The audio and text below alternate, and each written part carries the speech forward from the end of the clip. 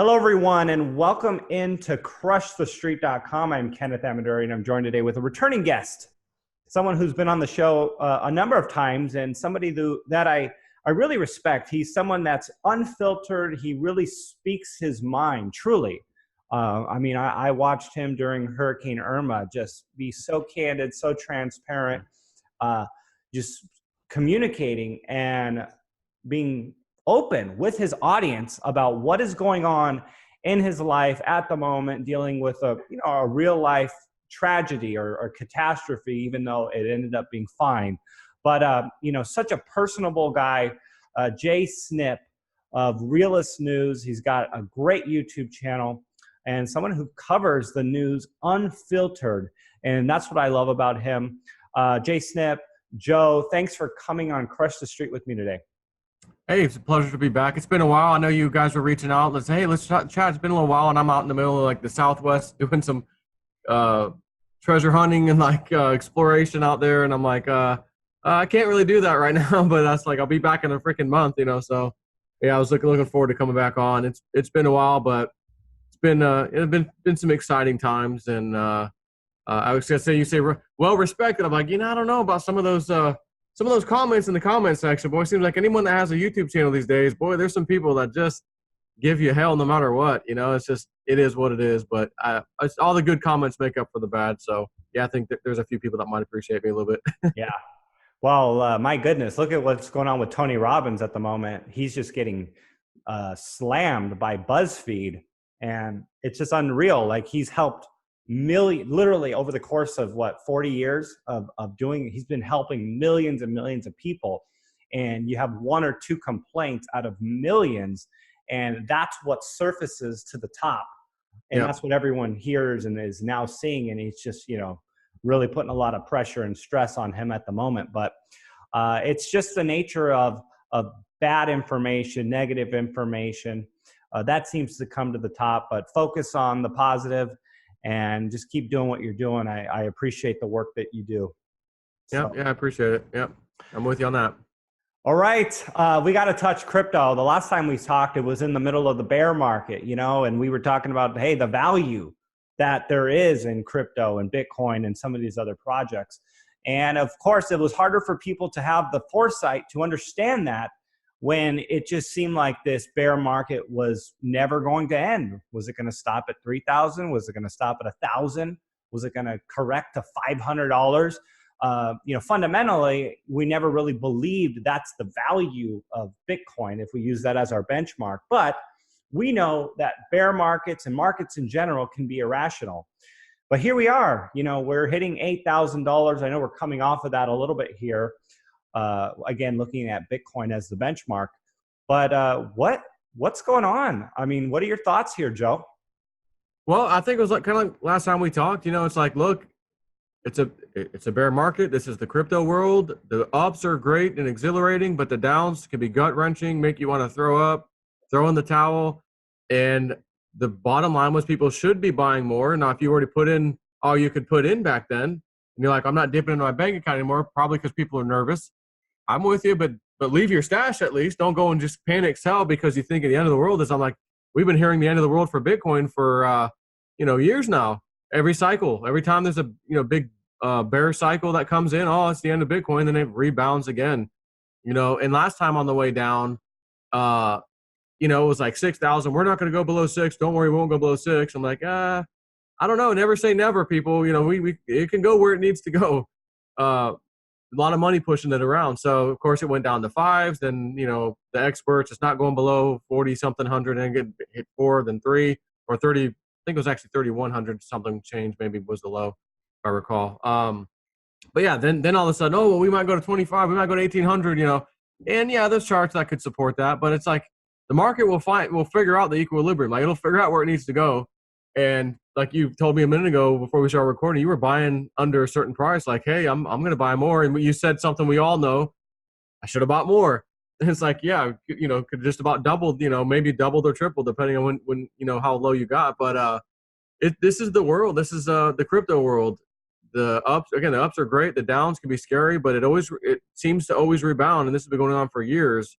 And I mean, if someone looked at the absolute low back in December, Litecoin $22, Bitcoin Cash 71, Bitcoin 3,100. I mean, these things have just about tripled. Bitcoin, not quite. Litecoin's gone up 5 point something times. Bitcoin Cash was over 6.6, I think, or 6.5, somewhere around there, from that low to the recent high of around $450. Litecoin back over $100, currently 88. Like, it's back. It's going back. It's gonna go back where it was. And the other thing is, back in November of 2017, when the bull market really kicked in. I remember people arguing with me and Cliff High and some others. It ain't going triple digits. Litecoin, it's not going to happen. And Cliff High was very adamant. It's going to happen. Not only is it going to happen, it's going to happen by Christmas time. As soon as we started to get out of this November and into December, it's already at $100. So there's the triple digits. Goes to 200 rapidly, 300, 420. I think on Coinbase was the all-time high.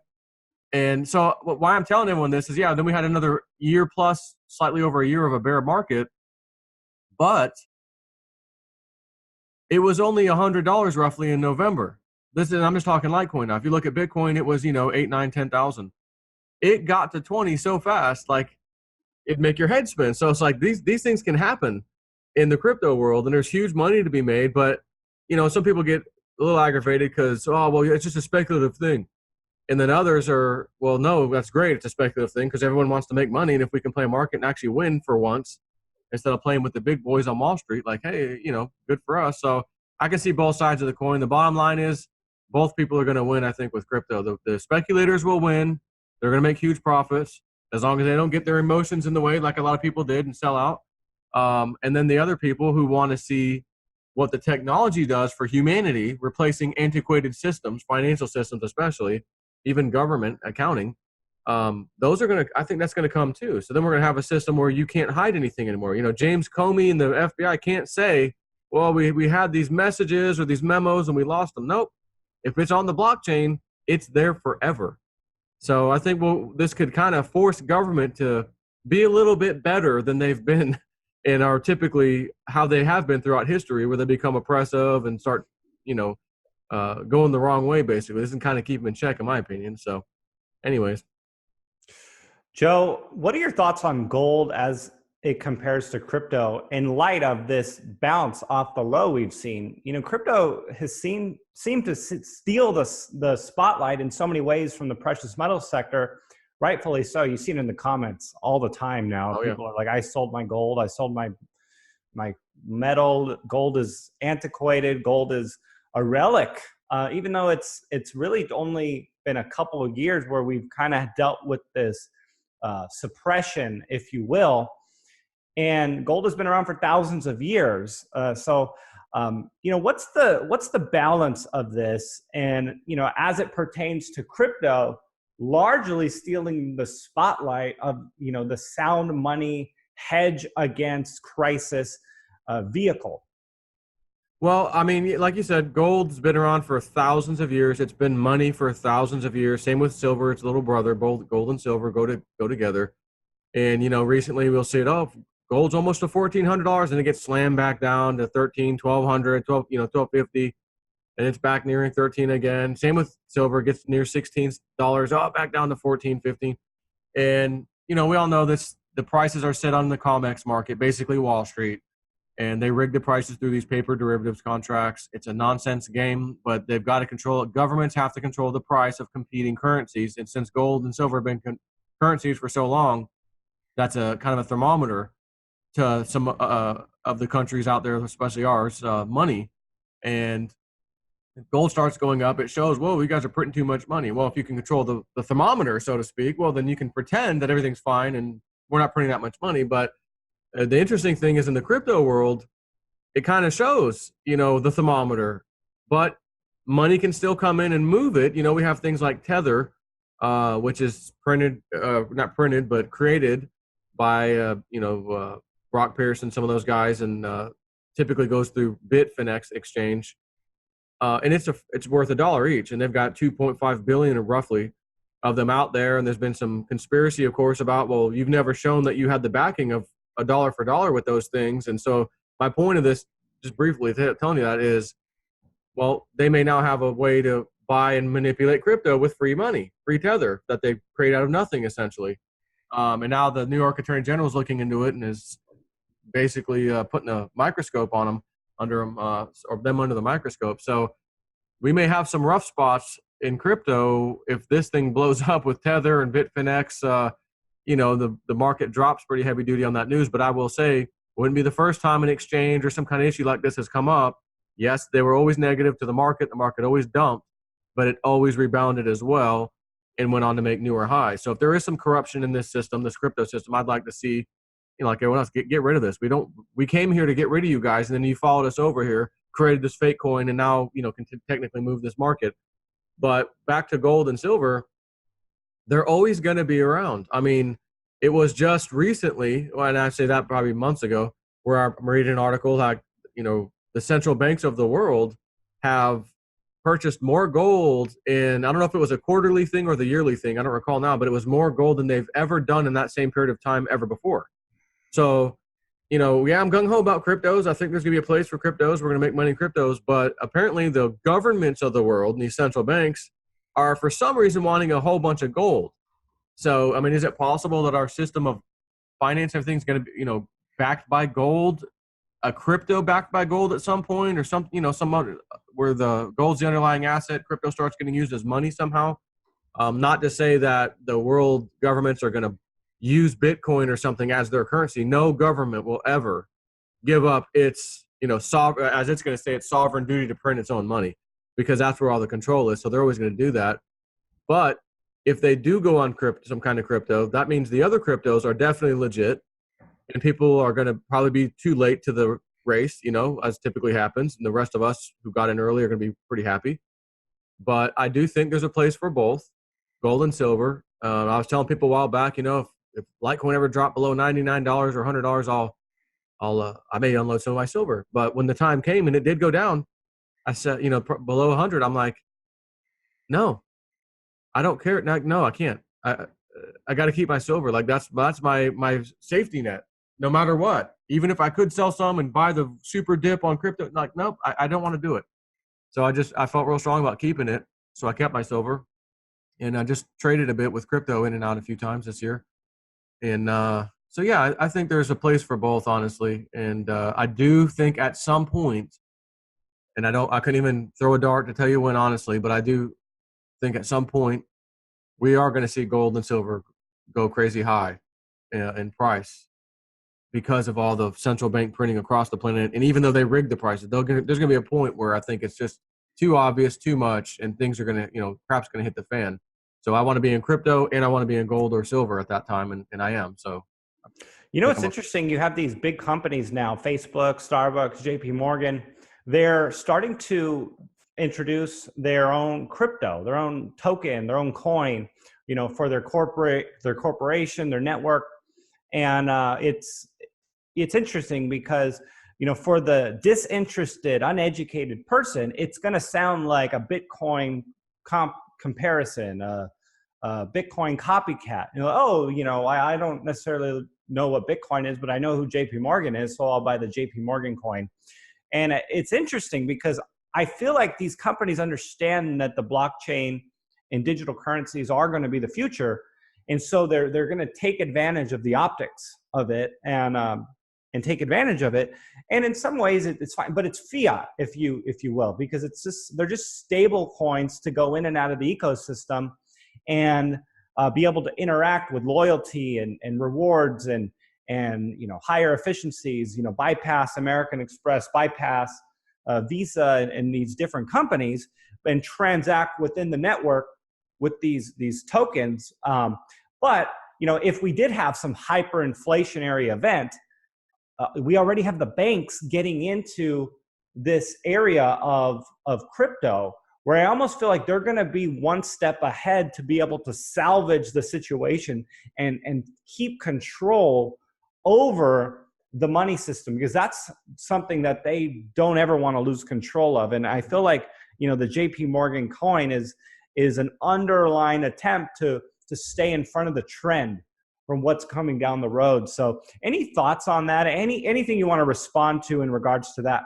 Yeah, I would agree. I don't know that I would say, and I don't think you said this, but just to be clear to anyone listening, I don't think we're expecting you or I that JP Morgan coin is going to be the new dollar. But I think what you maybe you're alluding to, and I would agree, is like, you sell anything online, you swipe a card, the whole world uses a card. There's a 3% roughly, 2 point something percent fee, whatever it is, that everyone has to get charged no matter what. That's why you walk in a store and they're like, we don't take cards unless you spend $5 or more because of the fee, our profit's gone, whatever. So I do think JP Morgan might be positioning itself to be that middleman fee.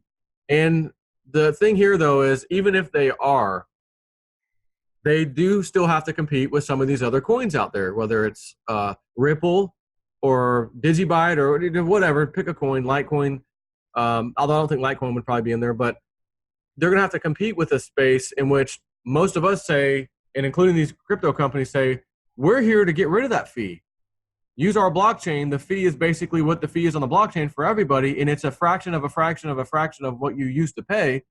So if JP Morgan wants to take that spot, JP Morgan's going to have to come way down on what fees they charge to use that JP Morgan coin blockchain. Because if that's the case, other vendor, anyone that's got a credit card machine is going to say, well, I don't want to use the JP Morgan coin. I want to use Ripple or something, something else that can communicate because it's way cheaper. So it'll be a good, healthy thing of competition. What we see these days for competition, for example, the oil companies or the banks, but let's just say the oil companies, is, oh yeah, there's competition. There's 3 or 4, oil companies, but they're all charging the hell out of us for, gas for something that many of the times they can get for, $1 or so out, per, instead of 3, 4, whatever you're paying for a gallon.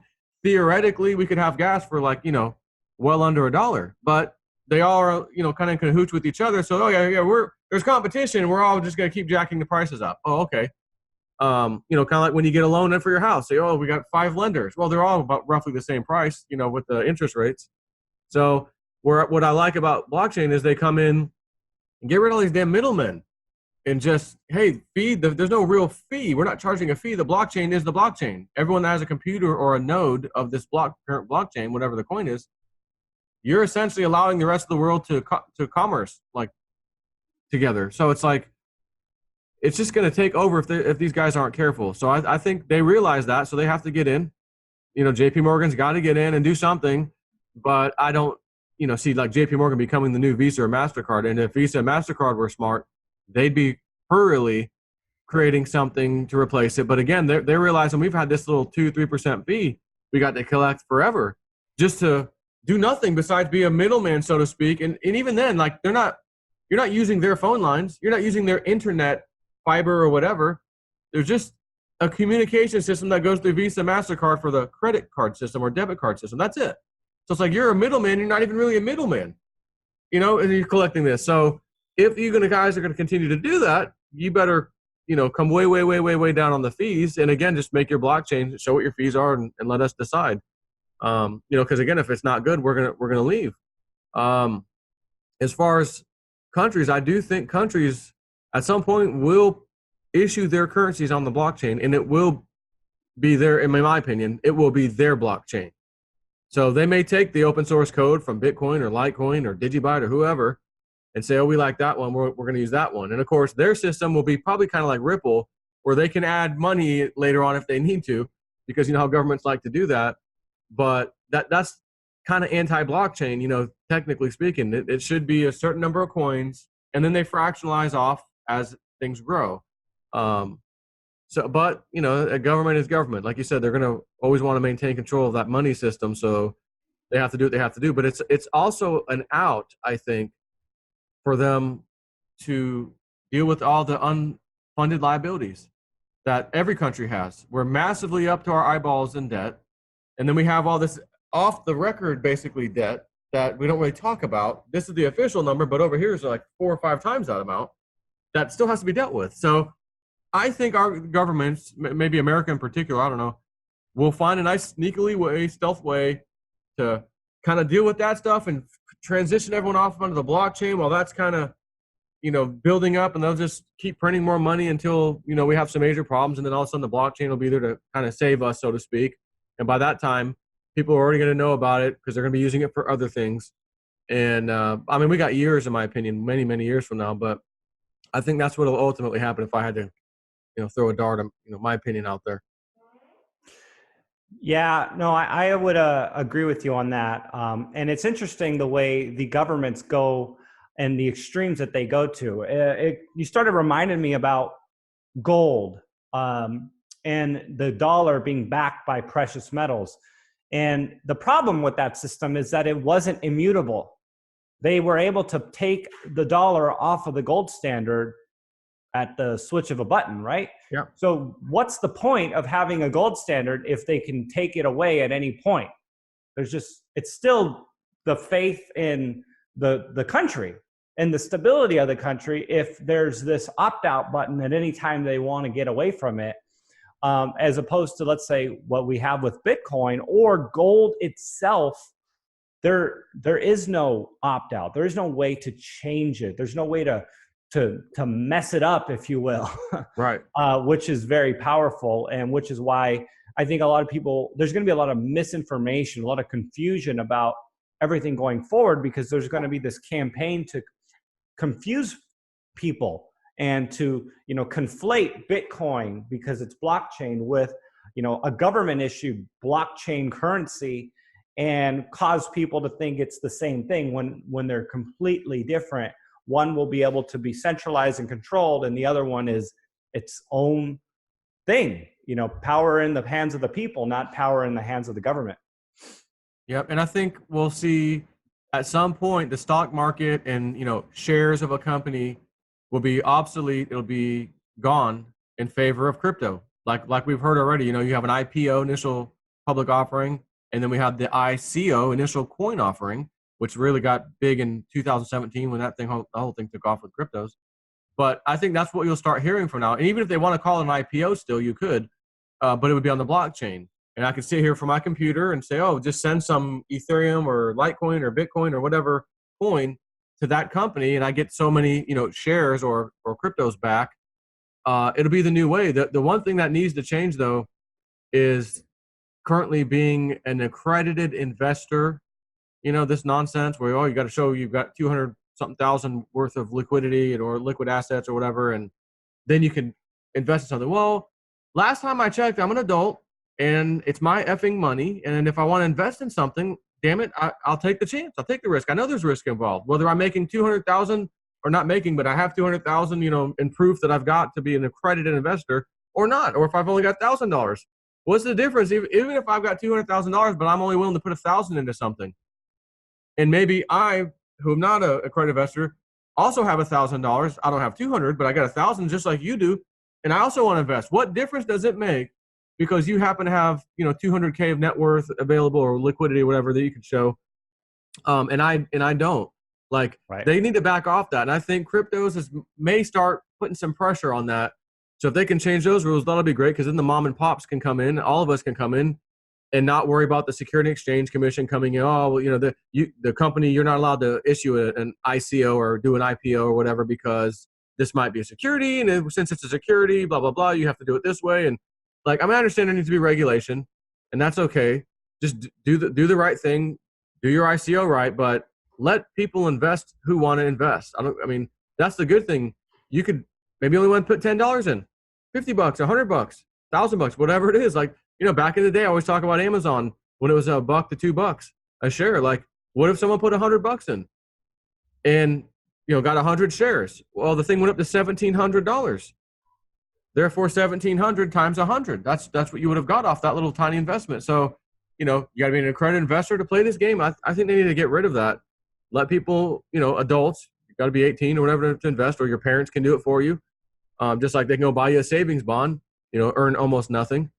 I'd rather play with crypto. So anyways, that's kind of a little side thought I have, but let me comment on that. The accredited investor thing, I understand the underlying tenor to a certain degree.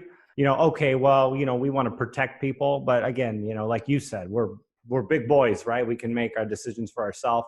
Right. But it's also it keeps people who want to grow their investment outside of the possibility of investing into really good investments, and really good vehicles, right, that are essentially only for the rich, right? It's right. Like this whole idea of why the rich continue to get richer is that there's certain investments that are only for them.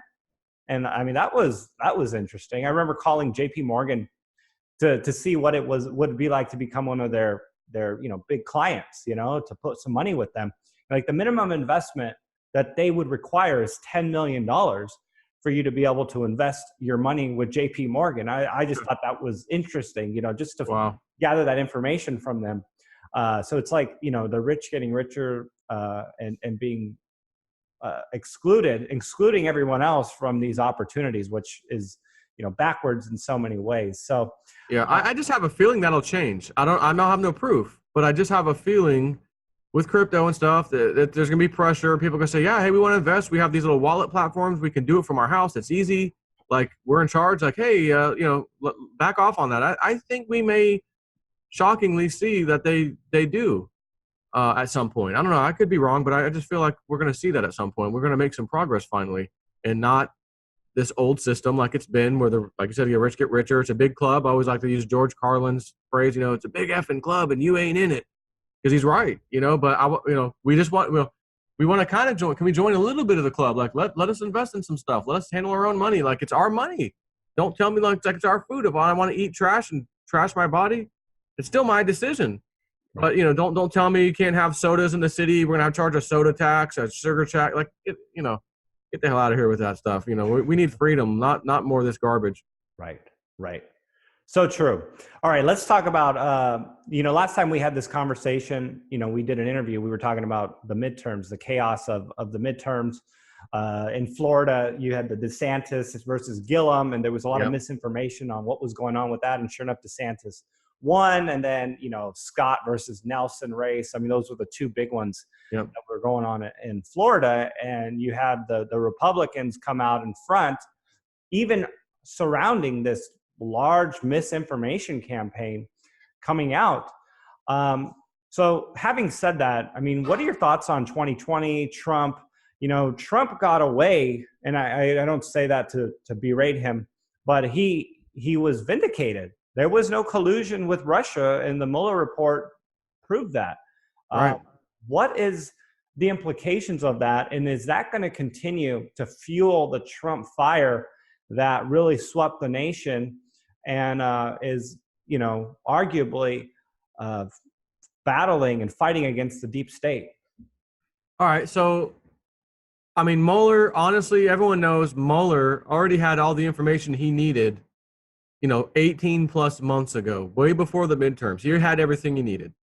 Nothing new came up, nothing happened. So he just sat on it basically so that the midterms could happen and the Democrats could pick up hopefully a bunch of seats, maybe win the Senate if they were lucky. They did not, thank God. And like you said, we had, the polls, which in 2016, when we had the election, the polls were showing Hillary Clinton, 95% chance. There's not a chance in hell Donald Trump will win. Then he won. So the polls got it wrong. And I kind of argued with the guy at work. I said, every poll in the country got it wrong. I mean, is there one poll for everybody? Well, no, there's more than one. And they all got it wrong. Yeah, it was just bad data. Okay. Then the midterms came.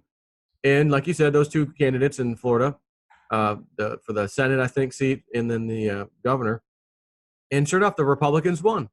And the news told us again, oh, Gillum's got him by, 5-6%. Oh, he's up to 8% now. Same story with the Senate seat. It's like, and then, oh, we're going to do a recount. They do a recount. And actually, the Republicans had more. So they said, oh, Palm Beach and these are very liberal Democratic counties over here, Palm Beach and, what's the other, Broward. And they both, so we're going to recount. So they did. They both come back with more Republican votes. So they tell each other, don't turn these recount votes in until 2 minutes late because then it's disqualified. We'll go with the original numbers because they were a little more in our favor. Unbelievable. So then we just had an election in Australia. And the polls there said, basically what we'll call the deep state system, that guy was going to win. Overwhelmingly. Oh, he's got this. Polls are in. This guy's got it. And then the votes actually came in, and he didn't have it. And the Trump, if you will, of Australia won. Now, they call him the liberal something party, but it's not the liberal party like we see in America. It's a different thing. But so you see all this. Again, it's the only trick that they can do. What else could they possibly do to trick you to thinking, oh, I'm not going to go out and vote. I've already lost. We already lost. That's all they got. So what do? They just keep doing it. They'll do this till the end. So when 2020 comes around, I'm going to make a prediction. I'll make a prediction here. as we lead up, we're in 2019, we're about halfway through, right? So 2020 is coming. We're going to be mostly through the 2020 year before the elections happen in November. So what I think we're going to see is deep state being taken down, arrests happening, Democrats in big, big, big trouble. Yes, there will be Republicans too, but overall, overwhelmingly, the Democratic Party will be in such serious trouble by the things that come out, proof that comes out, that nobody in their right mind is going to vote Democrat in 2020. It'll be a landslide vote for the Republican Party, in this case, Donald Trump. And I don't know if I'm going to make a prediction on this, but I'll just say it. I think we will see the largest margin that he won by, I don't know about ever before in the country, but more of a percentage will go to him than we've probably seen in a very, very, very, very long time. It'll be shocking how many people actually vote for him, because part of what he's going to do is get rid of the illegal voting, the double and triple and quadruple voting, and the illegal aliens coming in and voting. That's going to be dealt with. So I think we're going to see an absolute landslide in this coming election for Donald Trump. And both the House and Senate, I think, will overwhelmingly shift Senate. Shift Republican. The Senate already is mostly controlled by the Republicans, but I think we're going to pick up even more seats in the Senate ultimately as these other elections come up too. And same with the House. As they come up, the midterms come up again and all that stuff, I think we're going to see the Republicans. Not to say that just because it's a Republican, they're the greatest guys, because we've got some pretty bad, jerk-offs as Republicans that typically will show their head every now and then. So some of these guys will be dealt with too, I think, and they'll be forced to resign, things like that. So I have faith Donald Trump will do what he's promised. He'll fix this country. He'll drain the swamp, and we'll get our freedoms back like they should have been before, 9/11, let's say, when all this crap started happening. They love to just stick the old national security stamp on everything. Hey, what about those FBI documents? Oh, no, that's not secret. You can't see that. Because if you saw it, you would say, oh, my God, you did have a conversation with this person. You said you didn't. You just lied to us. So they just say, well, it's a national security matter. We'll redact it all. And then you have to ask someone to unredact it. And the person unredacting it, if that's another deep state person, they're never going to unredact it. So it's like all of our freedoms, all of our ways of finding information have gone out the wayside since 9/11. So I do believe Trump knows some of these things. In my opinion, the conspiracy 9/11 may not have been what we were told.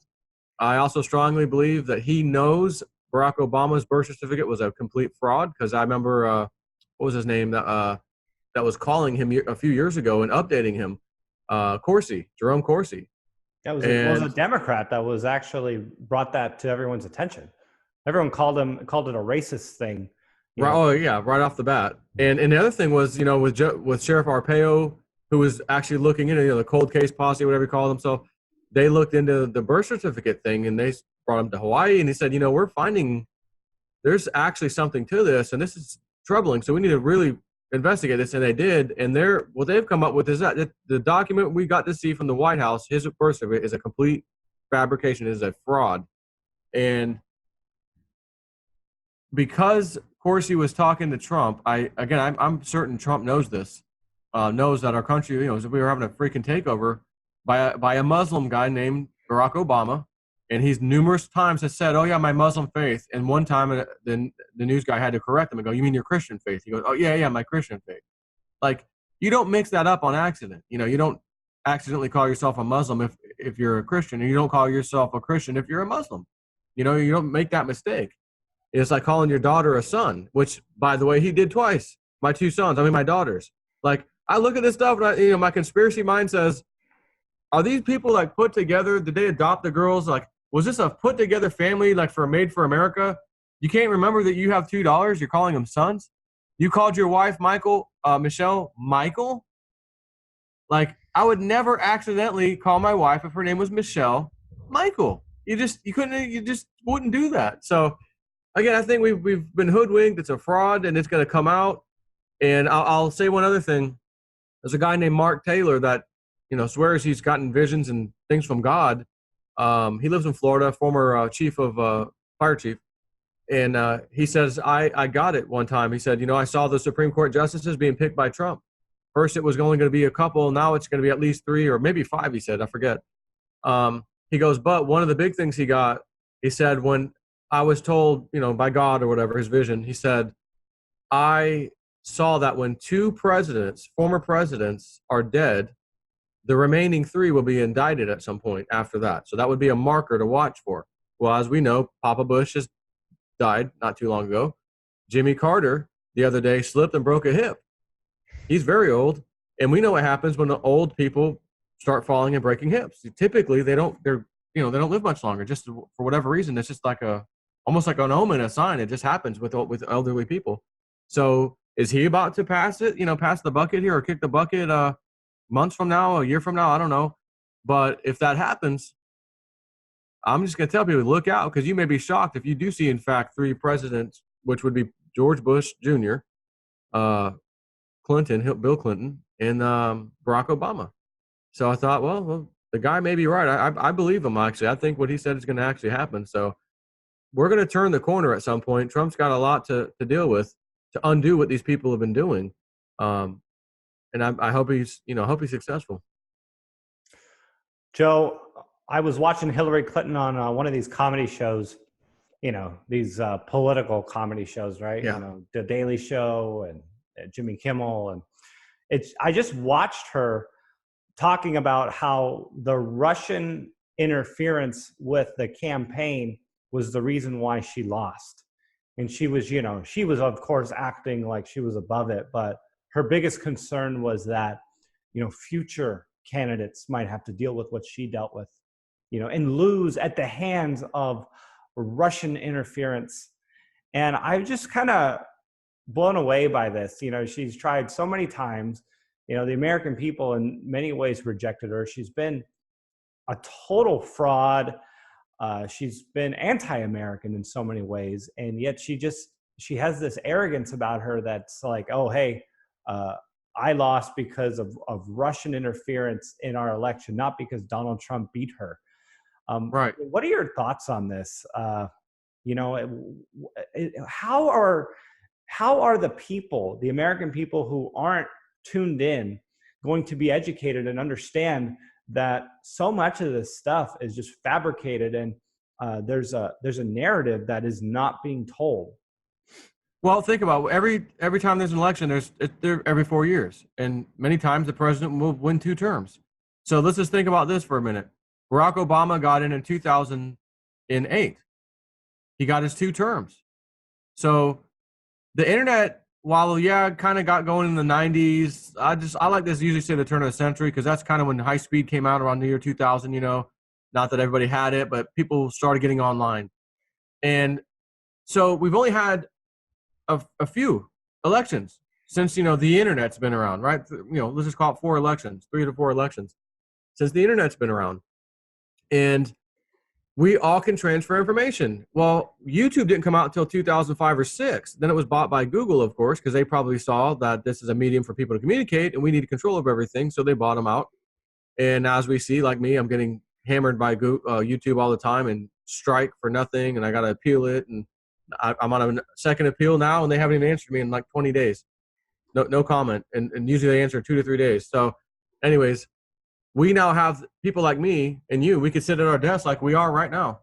Guys like Mark Dykes, who have over 1.5 million viewers, can sit at his kitchen table, as he likes to talk about, and say, oh, I just sit on my laptop. I don't have to have a big fancy CNN news story facility. I do it from my freaking house. I have almost no overhead, no fees besides my internet, electricity. So we can say things and show people things and say, well, hey, wait a minute. Here's a video of Barack Obama where he said, he was asked, what is your definition of marriage? And who's it between? And he said, a man and a woman. Oh, great. So he got the vote. Oh, yeah, he's my guy. He votes. That's what I think. But later on, he turns around. No, gay men can go ahead and get married. Again, they passed the law and he signed it. Now you can go to certain states and all that and get married and all that. Although not necessarily him, but he was totally for it all of a sudden. Hillary Clinton, I'm not for gays. No, it's just, and then all of a sudden, I'm running for president. Now I'm for gays. And the gays believe her. Oh, okay, we're going to vote for her because she's for that. But Trump isn't, so to speak. Well, he didn't say he wasn't. But again, it's just, when are people going to learn like they're lying to you? So the point is here now, well, I can show you on my YouTube video, hey, guys, check this out. Here's the video clip from Hillary or Barack or whoever back in 2000, whatever the year, check it out. Here's them saying this. And here's them today completely going the opposite way. Not even admitting that they said it previously, because the news person who's questioning them isn't a real news journalist. They are sending them loaded questions, because if they're a real journalist, they would be asking them, well, wait a minute.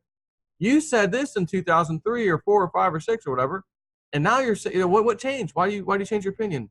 And at least give them the chance to explain themselves. Well, they won't even do that.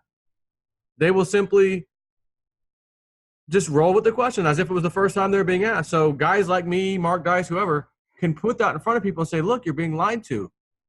They said this. They're a freaking liar. By the way, here's something they did that was illegal. Look at how the FBI covered it up. Here's the documentation. Here's the court case. Like, here's all this stuff. You just have to look at it. We never had the power as the people, because we had to turn on our TV and let the news media tell us, oh, here's what's going on. And if they wanted to do a political hit job on somebody like Ron Paul, that's what they did. This guy can't be elected. He's unelectable. Ron Paul, there's no way. I would have loved to have Ron Paul as a president. I would love if Donald Trump said, you know what, the second time I love Pence, but Pence, I want Ron Paul in here. Oh, my God. I think you would see an unbelievable landslide victory. I mean, he's going to win anyways, I think. But, like, we have the power now. And that's what they don't like. And that's why I'm getting strikes on my account. That's why people who post one little thing, there's people who can go on Facebook. And someone just sent me a message the other day. He goes, Joe, I'm banned for 3 days on Facebook for writing this. And he simply said, it is a scientific fact that there's only 2 genders. Here's why, blah, blah, blah. And Facebook says, nope, that's bullying and harassment and this and that. You can't say that. So he wasn't even able to say what is a factual scientific piece of evidence he had that he wanted to just talk about. Nope, that's hate. That's a hate speech. So they will shut you up, and that's what's happening. They know Donald Trump's going to win. The Republicans are coming back like never before, and we have to get a grasp on this. We've got to shut up everybody, because they don't control the news anymore. They do, but that ain't enough. The news is falling. It's failing. They're getting the worst viewership they've ever had. So these guys on YouTube and on Facebook and on Twitter, these guys have hundreds of thousands or millions of followers. We can't allow them to speak, because they're going to kill our narrative, and we want to put in front of the people our narrative. So that's why they create all these new little backdoor rules, and there's hate speech and bullying and harassment and all this stuff. And then the next thing you know, you're offline just for talking, giving your opinion about something. Like, you could say, you know what, the news showed me a shooting or some mass casualty event today. I don't think I believe what I saw there. That doesn't make sense to me. You say that, gone. That's bullying and harassment. Well, who did I bully and harass? Oh, the people who lost loved ones that day. Well, again, my belief was that maybe what they told us wasn't exactly true, or at least part of it wasn't true. So why, again, they're wanting to shut you up because they don't want you to say what you have to say to get other people to start thinking, wait a minute, yeah, that was odd.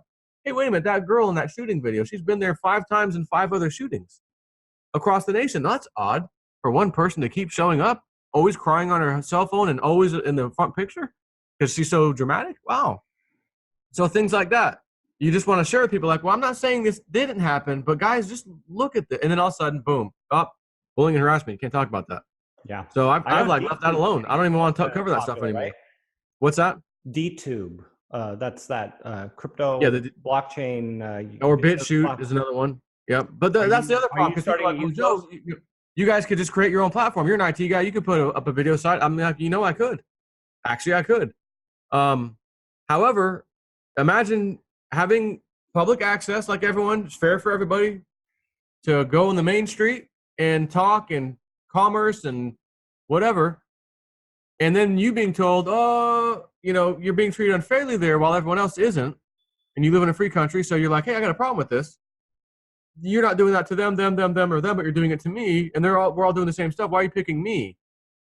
So everyone says, well, if you don't like it, go create your own Times Square. Okay. So I go create my own public square out 50 miles away in the middle of the woods in a swamp. And I open for business. Come on in. And no one shows up. That's the platform where everybody's at. That's why we're there. It's the public gathering. We want to be part of the public gathering and talk and educate people and tell people things. And the club, doesn't want us doing that. So, just go create your own platform. It's like, well, I could, but no one's going to show up because no one knows about it. I don't have, $100 million to spend on advertising right? So go ahead. Joe, it's crazy the things that we're talking about and how different the world is. And, things are obviously changing at rapid pace with technology, AI, the economy, the manipulation. And I want to get some of your closing thoughts, moving forward, happiness, being able to just take all of this in and live your life, because each day we live, of course, is one day closer to the grave, right? And I feel like a lot of us sometimes, I've been guilty of this. It's like we're invested for the earth to ultimately turn into an ice ball, right? We got these inevitabilities, all these things that are going to happen, but we don't know when it's going to happen, and it might be years and years down the line. Meanwhile, our body's decaying ultimately, and we're one day closer to the grave. So, just what are your thoughts in general as to how we take all this information in and then continue to live our life? Yeah, I mean, I try to tell people, don't be too scared about, the end of the world or any of that stuff. Like, but yeah, you can see the writing on the wall on some things, and you have to ask yourself, well, how's this going to end? Like, how's the financial system going to not implode at some point? Like, so yeah, we got to take measures. I like cryptos. I like precious metals. That's my thing. But I don't just get hung up and like, I got to hoard it. Nah, I got to go live in the middle of nowhere. And no, you could kind of back off of that stuff. Sure, it's just some prepper things you could do. Have a food storage, it's not a bad idea. Have a generator for your house, not a bad idea. But don't let it consume you. Just live your life. I feel we have a president in charge now that's going to help fix things in America. We're going to see some good times, but I do think we're going to have some bad times too, because this stuff has to get dealt with. The transition will be whatever it is. So hopefully it's not too bad, but just don't get caught up in it. Live your life. Enjoy your family. That's it, really. Well, you had an interesting experience, right? You were telling me about this retreat you went on, and tell me a little as we close out this interview here. Tell us about that experience, kind of what you learned, and what insight that gave you for just your own life, and maybe what you would like to share with other people. Yeah, I just, we went on this little treasure hunt thing, and, didn't do any treasure hunting. And because this stuff on the woo-woo side, the spiritual stuff was like kind of knocking on our door. And we were like, well, that's the path, like the universe or whatever wants us to follow right now. Let's go ahead and do it. And we were invited to do some Native American rituals, like drumming, and meeting some of these people, and them inviting us to their house. We were kind of strangers to them, and like, just an experience. And then you can feel something's happening. Like, can't see it, but you can feel it's there. And then after all, like this 3 weeks I was there, all these interesting things I went through, and I brought my wife up to the last week. She got to experience some. We were like, we need to kind of take a step back sometimes. We're all about technology and everything moving forward, but it's like, I think we need to take a step back and maybe get a little more spiritual. And work on that a little bit ourselves. And how I could tell everyone to do that, I mean, each person kind of has their own thing. All of a sudden, recently, I've been into, I don't know where it even came from, but these singing bowls, these little metal bowls you tap and they ring and they make these beautiful sounds, and they can have like this healing energy. And yesterday I saw one on eBay. It was a big one, and they're typically $800-900. And this guy's got it listed for $299. I'm like, well, I'll throw a bid out there. He's got to buy it now for $800, but I'll throw a bid out there. No one else has bid, so it'll end by tomorrow. Tomorrow sometime it ended, yesterday. And I said, well, I'll go ahead. So I ended up winning the thing, and I'm like, oh, he's in Tampa. Says he's in Tampa. Well, that's by me. So I reached out to him. Hey, I know you got $50 shipping fee, but can I just pick the thing up? He's like, yeah, no problem. So I'm like, well, it doesn't really matter. I mean, he was going to charge me $25 to ship the shipping fee regardless, plus another $25 if I actually wanted it shipped, because it was like a no local pickup, shipping only, where he can make a couple extra dollars in the shipping, which is typical, But I'm like, well, I don't mind, I'll pay the little extra fee there. I just want to pick it up. I don't know why the hell I was so adamant, because it's not like I needed the thing. And I already bought a couple of small sets, but I wanted a big one because they really resonate. And you can actually like put it on your back or your lower back or even your head, and it sets you supposedly like your chakras and like resets you. It's really a real peaceful thing that happens. But I just have this thing. I got to go get it from the guy. So I go and pick it up with my wife. I meet the guy, start talking to him for a few minutes. And next thing I know, we're talking for an hour. And I realized, oh, no wonder why I had to pick it up in person. I had to meet this guy. And now I've got his number. We're going to do some meetup like spiritual meetup things with some people he wants to get going. I'm like, oh, perfect. But he goes, Joe, I've been trying to sell this bowl, this singing bowl, for a long time. I'm done with it. I bought it in Nepal when I was there. It's very special. I have a smaller one that I brought with me. I wasn't sure I wanted to get rid of it though. And I said, well, let me look at both. And I said, I'd love to have both of them. He goes, I was hoping that when I sold this bowl, it would be to someone who's going to use it, like really use it. And after talking to you over these last few minutes, you're the guy. I need to pass the torch to you for this. Like, you're the right guy to give this to. And for that reason, I'm going to sell you this other bowl that I thought I might want to hang on to. I think you're going to really put it to use. And I thought, oh, wow, thanks. So I met this guy. We talked for an hour. I don't even want to get into the discussion now of what we talked about, but it was all spiritual stuff. And now I've got another connection that lives locally. I'm going to probably do some meetups with them and do some drumming and things with them, because I learned some of this stuff with these Indian people that really made me feel a different way. And when I was done, like, wow, there's more to life than what we think there is, and the spiritual side that maybe you can't see or touch it. And there was something spiritual that happened to me and my wife on the mountain that I won't say publicly, but after we're done recording, I'll tell you real quick if you want. So that's how I'll end the video. Keep an open mind. Yeah, definitely. That's what you said. And yeah. That's powerful. Well, everyone, if you want more of Joe, visit his YouTube channel, Jsnip4.